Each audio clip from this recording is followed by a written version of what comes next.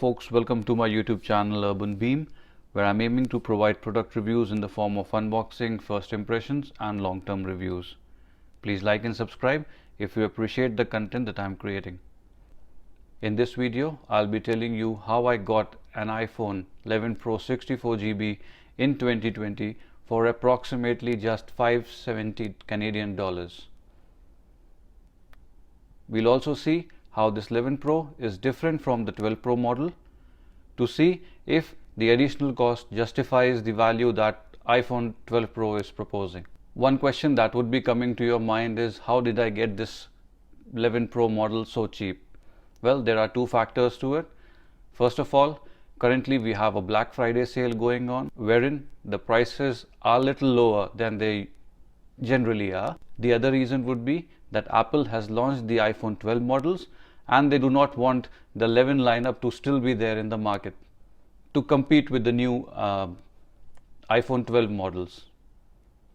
That's why you would already be aware that they have discontinued the iPhone 11 Pro and Pro Max models from the market.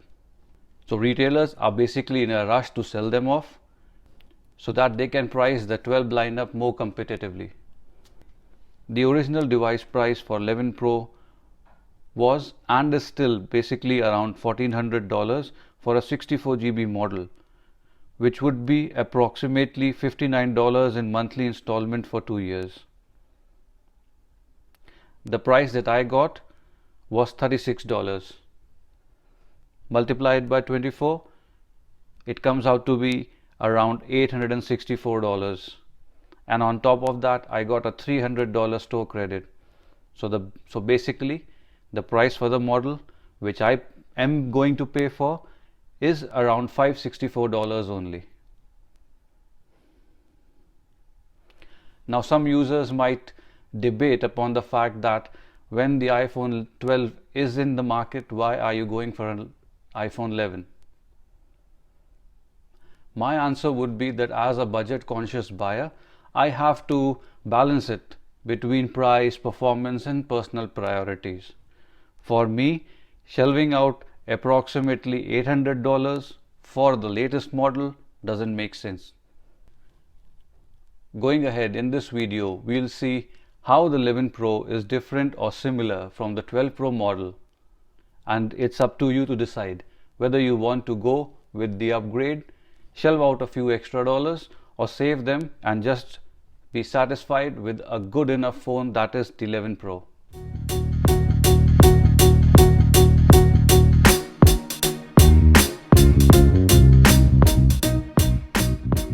To start the comparison between the two models, we'll directly go to the Apple's website to see the similarities and the differences between the two models we were discussing. I have just added this third model as well for reference because I was not able to find a way to deselect this third option. So let's proceed to see what each model has to offer. Talking about the various colors available on the different models, the iPhone 11 Pro had a midnight green color, a silver color, space gray, as well as gold. Now in iPhone 12 Pro, you get two new colors, that is the Pacific blue and graphite, while they have still retained the gold and the silver models. We'll talk about the price range at a later point of time. Now going on to the screen size. While the iPhone 11 Pro flaunts a 5.8-inch Super Retina XDR display, the iPhone 12 Pro has a 6.1-inch Super Retina XDR display. There's not much difference between the screen sizes and the screen technology that both phones are offering. It's just that the iPhone 12 Pro now comes with a ceramic screen, which is claimed to be like 4 times more drop resistant than the original Gorilla screen offered on the iPhone 11 Pro. We do have an option of installing a $20 or $30 screen protector on top of your iPhone 11 Pro, and it would just make your phone screen more durable if you don't want to upgrade to the ceramic screen that Apple is offering. Next, we see that the 11 Pro was working on a 4G LTE cellular technology, whereas the iPhone 12 Pro now has 5G technology for super fast downloads and high quality streaming. That being said, the usage of 5G depends on the availability in your area. Now, with most of us working from home, I don't see it as a major drawback since we are all using our Wi-Fi's all the time. But if you are an outdoorsy person and there's 5G available in your area, this could be something to look forward to. To give an idea of how 5G is faring up in Canada, currently there are just three 5G service providers in Canada: Rogers Wireless, Bell Mobility, and TELUS Mobility. So Rogers implemented their 5G technology in early 2020, while Bell and TELUS activated their services in June 2020. At this moment, there is no cost associated with these 5G usage, but there could be some in the upcoming years. Other service providers like Fido, Koodo, Virgin Mobile, they are likely to implement their 5G services by 2021 or later. These three service providers use the same network as Rogers, TELUS, and Bell, but typically don't offer premium features like 5G services as of now. In future, they could charge a 5G fee for access as well. Here again, it's just a matter of preference and availability whether you want to upgrade from a 4G to a 5G or not. Coming down, we will talk about the camera available on the two phones. So while the iPhone 11 Pro has three cameras for ultra wide, wide, and telephoto, the same is available on iPhone 12 Pro as well. However, iPhone 12 Pro now offers Dolby Vision HDR video recording up to 60 frames per second. The main difference that you would see in the camera technology for the iPhone 11 Pro and 12 Pro is mostly possible due to the A14 chip, through which the camera system now supports night mode selfies, night mode time-lapse videos, deep fusion, smart HDR3, and Dolby Vision HDR recording, none of which are available on the iPhone 11 Pro. As far as the hardware is concerned, the iPhone 12 Pro wide lens has been upgraded from a focal 1.8 to a wider 1.6 aperture, which improves the low light capabilities by 27%. The camera system for the iPhone 12 Pro is definitely better than the iPhone 11 Pro, but there's not much difference that I, as a general user, can see.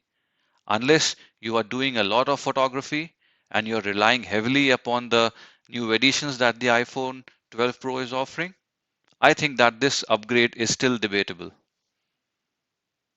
When talking about sensors, the iPhone 12 Pro has light detection and ranging scanner, which is a type of a time of flight camera. With this technology, the smartphone sends out waves of light pulses to better understand the objects in front of it and their orientation. This in turn helps to understand the true depth of the same, which is helpful for night mode portraits, faster autofocus in low light, and it really gives a good or a next level augmented reality experiences. So after talking about it, the scanner looks fascinating and it will truly help you in your photographies and your AR experiences. The next difference is between the chip models of the iPhone 11 Pro and the 12 Pro. While the 11 Pro offers an A13 Bionic chip, iPhone 12 Pro now comes with an A14 Bionic chip, which Apple claims to be the fastest chip in a smartphone. Now, what does this relate to for a normal user? Talking from a technology perspective, the A14 Bionic chip is capable of 11.8 billion transistors, while the A13 had just 8.5 billion transistors. What does it mean? It means that the performance of A14 is 15% better than A13, and the overall efficiency is 30% more than the earlier model. While talking about the GPU, the A14 chip is also said to offer around 8.3% better GPU performance in comparison to the A13 chip. However, Apple claims that the iPhone 12 processor A14's GPU is 30% faster than A12's GPU. Next, we talk about the battery performance. Here, you can see that Apple claims that the battery life on an iPhone 12 Pro is only up to 17 hours, as compared to the 18 hours available on the iPhone 11 Pro. Please also note that since the iPhone 12 Pro would be utilizing 5G connections, your battery life is going to drain early and more easily. So these were mostly the major differences between the two models. If we scroll down, we see that both of them have Face ID. We have already talked about the ceramic shield. Up next, we see that the new iPhone Pro is water resistant to a depth of 6 meters for up to 30 minutes, while the older model was just resistant for 4 meters for up to 30 minutes. Another additional feature is that the iPhone Pro is now compatible with MagSafe accessories and wireless chargers. Next, coming on to the capacity, we see that the iPhone 12 Pro comes with a starting capacity of 128 GB. Now, this could be a boon or a bane for the users. Boon for the users who want more space in their iPhones, while bane for the users who could compromise on capacity had there been an option of a 64 GB with a lower price range. If you scroll down below, you'll see a lot of detailed similarities as well as minor differences between the two models. We have already talked about the majority of them and the ones that are most important to a general everyday user. I'll put a link of this comparison into the video description of the video for your reference.